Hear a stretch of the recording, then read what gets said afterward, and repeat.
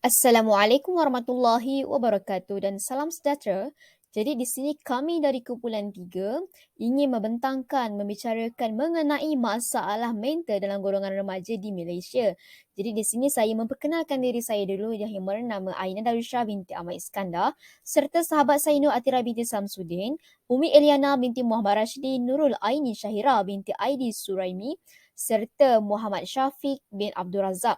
Oleh itu, kami mengharapkan sedikit sebanyak dapat memberi manfaat kepada anda semua mengenai masalah mental yang dihadapi khususnya dalam golongan remaja di Malaysia.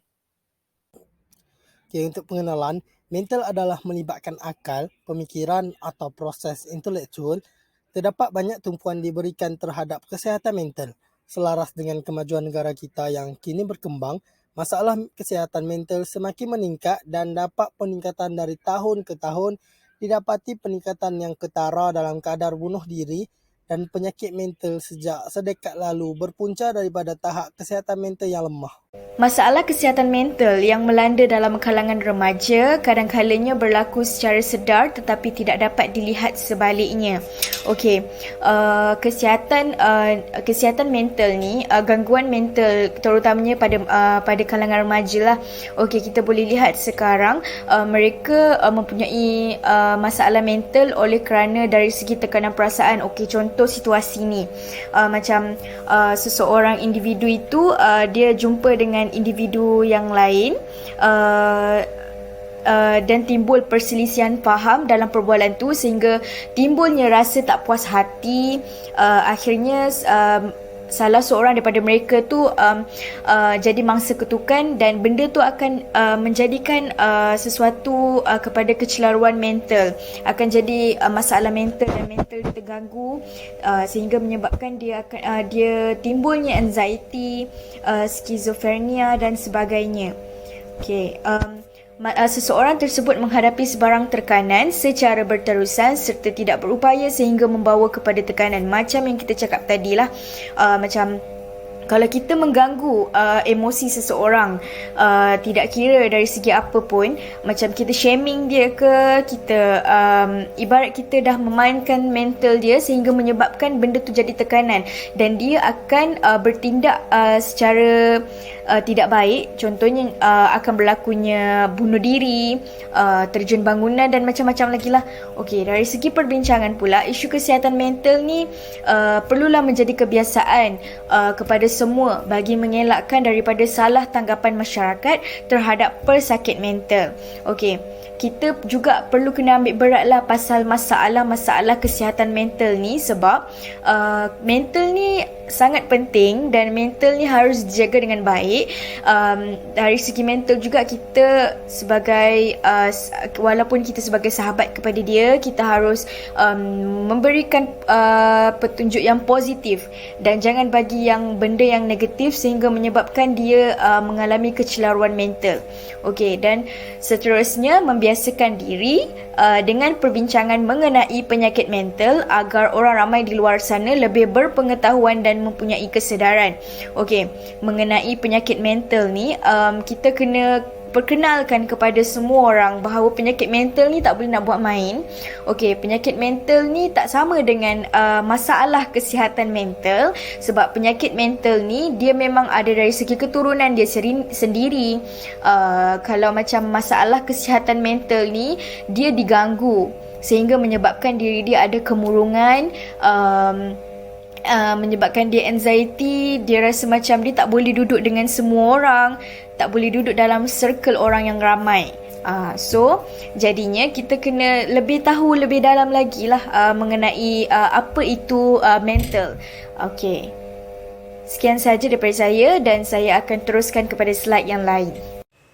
Teori asas bagi masalah penyakit mental adalah masalah penyakit mental adalah penyakit yang melibatkan gangguan pada fungsi otak yang boleh menyebabkan perubahan kepada proses pemikiran, perasaan dan tingkah laku seseorang yang mengakibatkan gangguan untuk menjalani aktiviti seharian dengan baik.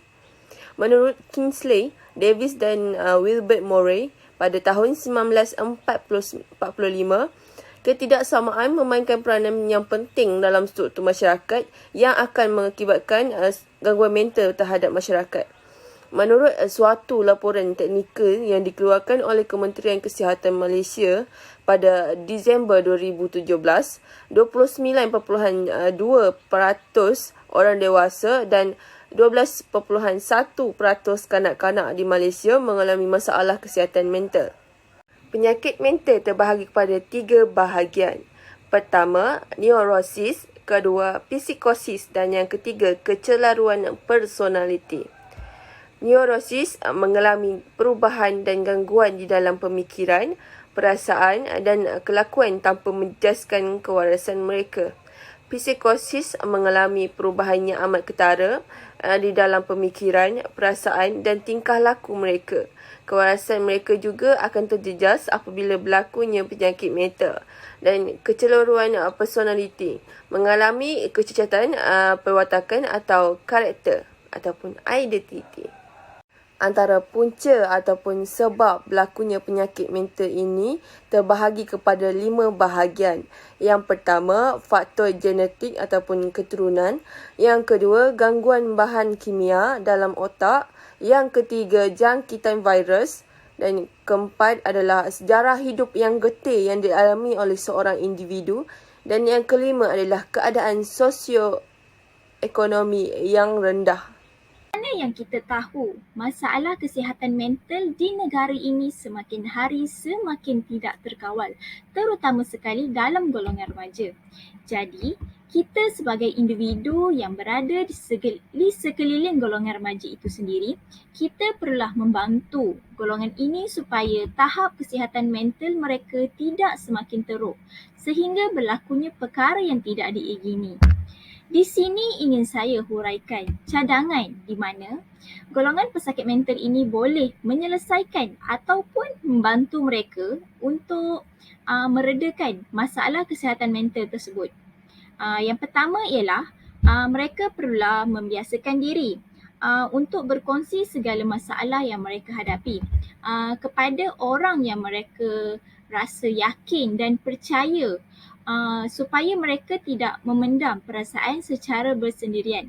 Kerana apabila memendam, ianya akan memberikan impak yang lebih besar lagi kepada diri sendiri. Seterusnya ialah untuk mengisi masa lapang dengan melakukan aktiviti riadah. Sebaiknya untuk melakukan aktiviti riadah secara outdoor kerana mereka dapat melihat alam semula jadi sendiri. Alam semula jadi merupakan satu terapi minda yang secara semula jadi ianya akan memberikan satu ketenangan kepada kita. Cadangan yang ketiga ialah untuk mencari kawan yang sentiasa memberikan semangat dan juga kata-kata yang positif dan mengelakkan diri daripada orang yang toksik. Kerana tak semua orang boleh faham apa yang kita lalui. Lagi-lagi sebagai pesakit mental, mereka sentiasa memerlukan situasi yang positif supaya mereka boleh berfikir perkara yang baik-baik. Jadi yang keempat ialah amatlah digalakkan untuk berjumpa dengan para kaunseling untuk mendapatkan motivasi dan jalan penyelesaian yang terbaik. Kerana mereka merupakan orang yang tepat untuk kita rujuk berkenaan masalah ini kerana masalah ini bukanlah masalah yang biasa dan ada yang mengakibatkan kematian. Akhir sekali ialah sudah semestinya sebagai umat Islam walau apa pun yang berlaku berbaliklah kita kepada Allah Subhanahu Wa Taala. Sesulit mana pun masalah yang kita hadapi pasti ada jalan penyelesaiannya. Sesungguhnya Allah sebaik-baik perancang. Percayalah, Allah telah sediakan perancangan yang terindah untuk kita semua. Doa dan carilah redanya tanpa henti. Dia akan tunjukkan jalan yang terbaik kepada kita. Sekian, terima kasih. Secara kesimpulannya dapat kita ketahui bahawasanya masalah mental ini sememangnya harus dititik beratkan khususnya dalam golongan remaja kerana masalah mental ini bukanlah masalah yang kecil yang boleh kita dipandang remeh, yang boleh kita tidak mengambil berat tentang isu tersebut. Oleh itu masalah mental ini akan mencapai tahap yang kritikal jika kita tidak membendungnya daripada awal.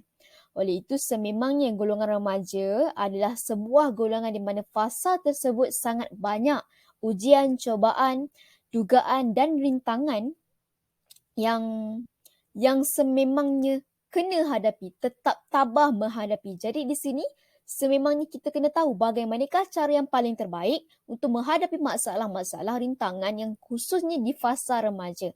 Bukanlah bermaksud golongan bukan remaja tersebut tidak mempunyai masalah. Namun mereka pada golongan remaja ni, masalah mereka ni tidak pernah menghadapi sebelumnya. Oleh itu boleh dikatakan mereka agak boleh mendapati tekanan yang sangat tinggi, iaitu tekanan sehingga menyebabkan mental sekiranya mereka semua tidak mampu, tidak tahu bagaimanakah cara yang terbaik untuk diri mereka bagi menghadapi masalah-masalah yang mereka hadapi. Oleh itu, antara salah satu cara yang insya-Allah berkesan pada setiap individu adalah sesi meluahkan perasaan. Meluahkan perasaan pada orang yang tepat. Tidak kisahlah meluah tu kepada keluarga, sahabat, adik-beradik dan sebagainya. Namun adalah orang yang tepat. Ini boleh dikatakan bukanlah meluahkan kepada orang tersebut dan orang tersebut mampu mengatasi masalah yang kita hadapi. Tidak. Ini sememangnya insya-Allah sekiranya kita meluahkan kepada orang, insya-Allah orang yang tepat akan memberikan sedikit sebanyak nasihat yang sememangnya masalah tersebut boleh dihadapi dengan tenang. Masalah tersebut insya-Allah akan selesai tidak lama lagi. Jadi kata-kata ini adalah sebuah penyemangat, sebuah semangat kepada diri kita, khususnya golongan remaja yang tidak tahu, yang sedang buntu menghadapi masalah, memikirkan masalah, rintangan, ujian, dugaan yang mereka hadapi. Oleh itu dapat disimpulkan sememangnya masalah mental ni harus dititikberatkan oleh setiap golongan, terutamanya golongan remaja, kerana masalah tersebut bukanlah masalah yang kecil, adalah sebuah masalah yang sangat kritikal sekiranya tidak mengambil tindakan dari awal. Oleh itu sememangnya harus dititikberatkan dan diterapkan dalam diri masing-masing bagaimanakah cara yang terbaik dapat kita mengatasi masalah mental khususnya di fasa remaja.